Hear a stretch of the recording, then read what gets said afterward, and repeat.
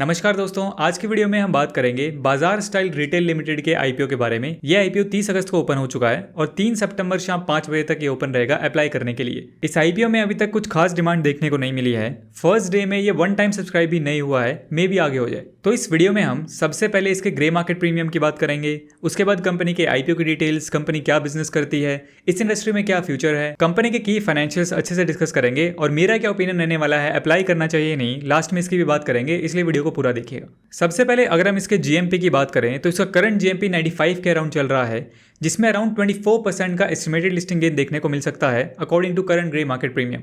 हालांकि जीएमपी जो होता है वो चेंज होता रहता है, कोई गारंटी नहीं होती है कि ऐसे ही लिस्ट होगा, इसलिए इस चीज़ का भी आपको ध्यान रखना है। अब ये कंपनी बाजार स्टाइल रिटेल ईयर 2013 में स्टार्ट हुई थी, यानी ज़्यादा पुरानी कंपनी नहीं है और ये फैशन रिटेल बिजनेस में है।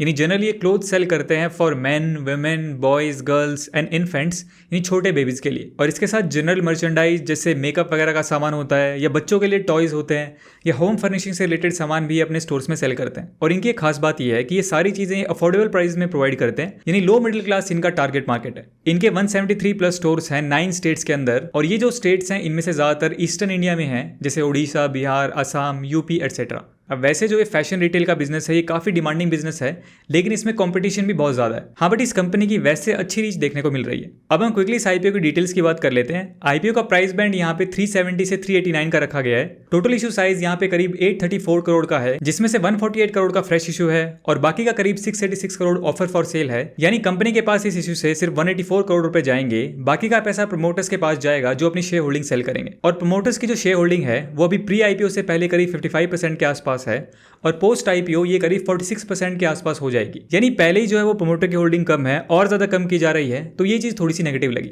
एक लॉट में यहाँ पे करीब 38 शेयर्स रखे गए हैं। इन रिटेल कैटेगरी में आपको इस आईपीओ में अप्लाई करने के लिए करीब 14,782 रुपए मिनिमम पे करने पड़ेंगे। आईपीओ की जो टाइमलाइन होने वाली है उसको आप यहाँ पे स्क्रीन पे देख सकते हैं।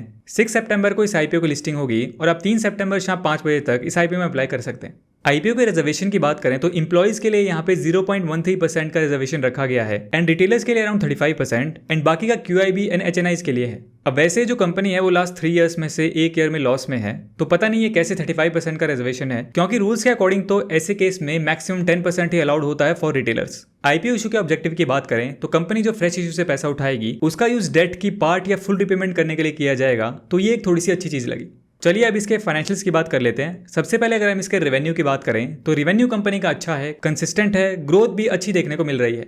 आगे हम प्रॉफिट आफ्टर टैक्स देखें तो कंपनी FY22 में 8 करोड़ के लॉस में थी, फिर FY23 में करीब 5 करोड़ के प्रॉफिट में आई और FY24 में करीब 22 करोड़ का प्रॉफिट आफ्टर टैक्स कंपनी ने किया है। तो कंपनी प्रॉफिट में तो आ गई है, लेकिन अगर आप इनका प्रॉफिट मार्जिन देखेंगे तो वो बहुत ही ज्यादा कम है। पहले तो और भी कम था, लेकिन FY24 में भी इतना ज्यादा नहीं है। रेवेन्यू पे सिर्फ 2.2% का प्रॉफिट मार्जिन है, तो यानी ये थोड़ा सा वीक पॉइंट कहूंगा मैं। आगे इसके नेटवर्थ एंड रिजर्व्स ठीक ठाक हैं, लेकिन टोटल बोरोइंग की बात करें तो वो भी कंपनी पे अच्छी खासी है। हालांकि एक चीज सही है, कंपनी जो फ्रेश इशू से पैसा उठाएगी उसको इस उधार को चुकाने के लिए यूज किया जाएगा, लेकिन उसके बाद भी काफी उधार यहाँ पे कंपनी पे बच जाएगा।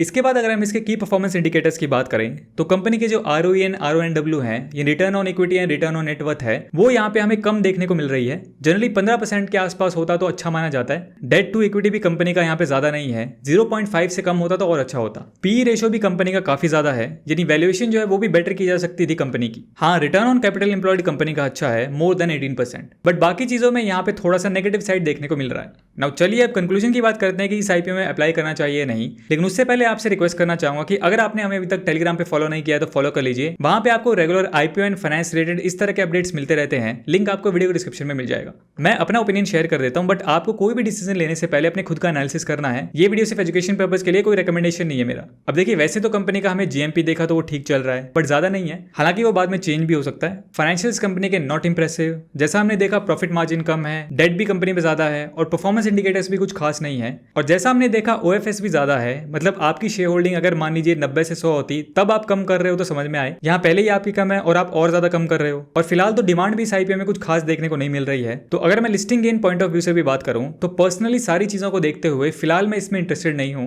हाँ भी फाइनल डेज का सब्सक्रिप्शन एंड डिमांड कैसी रहती है उस पर भी डिपेंड करेगा। उसको मैं टेलीग्राम पे अपडेट भी करता रहता हूँ, वहां पे आप ज्वाइन कर सकते हैं। लिंक आपको वीडियो को डिस्क्रिप्शन में मिल जाएगा। आपका क्या ओपिनियन है इस आईपीओ को लेकर कमेंट सेक्शन में जरूर बताइएगा। वीडियो पसंद आए तो इसे लाइक कीजिए। आज की वीडियो में इतना ही। मेरा नाम है सुनील, मिलते हैं नेक्स्ट वीडियो में। Thanks for watching.